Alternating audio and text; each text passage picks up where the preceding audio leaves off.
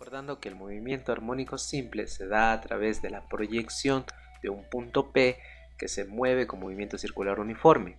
Esta proyección se da en un eje horizontal, como tenemos aquí en el punto P', a su vez en la parte de abajo en el eje horizontal de las X.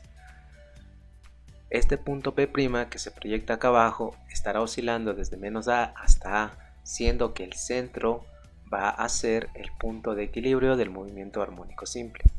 Se ha estimado un intervalo en el cual se va a estudiar donde la partícula esté en una posición P⁻O hasta llegar a un punto P. En el punto P⁻O va a tener un tiempo igualado a 0 y el ángulo que vamos a usar con respecto a ese punto P⁻O va a ser igual a φ. Este ángulo va a estar con respecto al eje positivo de las X. Asimismo vamos a necesitar el ángulo θ, que va a ser el ángulo barrido desde el punto P⁻O hasta el punto P, en el cual se mantiene con velocidad angular constante y se va a demorar un cierto tiempo t para encontrar el valor del ángulo θ. A su vez vamos a sumar los ángulos y trabajar con uno solo, que es el alfa. El alfa representa la suma del ángulo φ más del ángulo θ.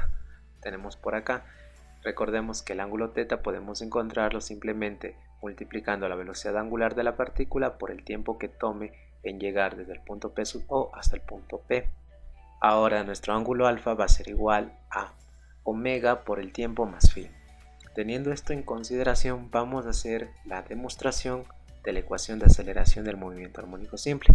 Para ello vamos a quedarnos con algunos elementos. Nos vamos a quedar con el ángulo alfa que habíamos establecido, el punto P y el punto oscilante P'. Ahora, ¿de dónde viene la aceleración del movimiento armónico simple?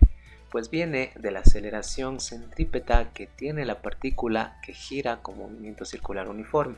Recordemos que la aceleración centrípeta siempre va a estar dirigido al centro de giro de la partícula.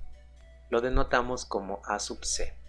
Ahora trazamos un plano cartesiano justamente en la partícula P para dar a conocer los ángulos iguales, sabiendo que el ángulo alfa va a ser igual al ángulo alfa de acá, por alternos internos, ya que tengo una paralela cruzado por una transversal. Ahora lo que necesito encontrar es la componente horizontal de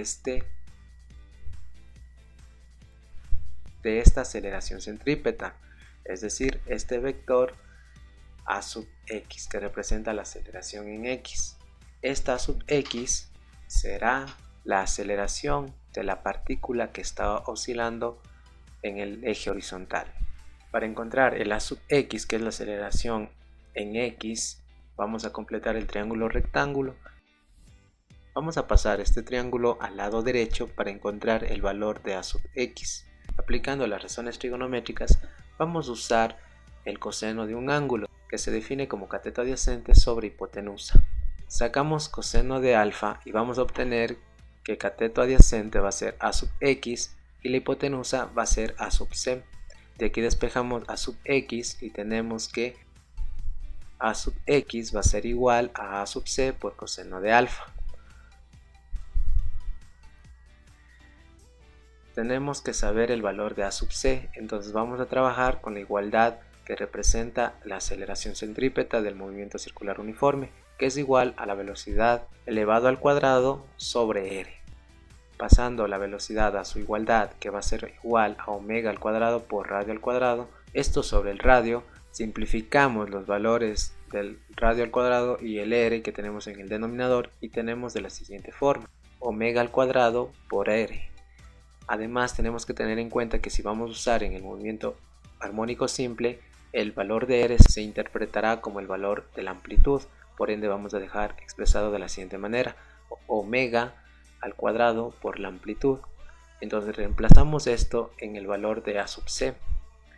Nos quedaría A sub x va a ser igual a omega al cuadrado por A por coseno de alfa.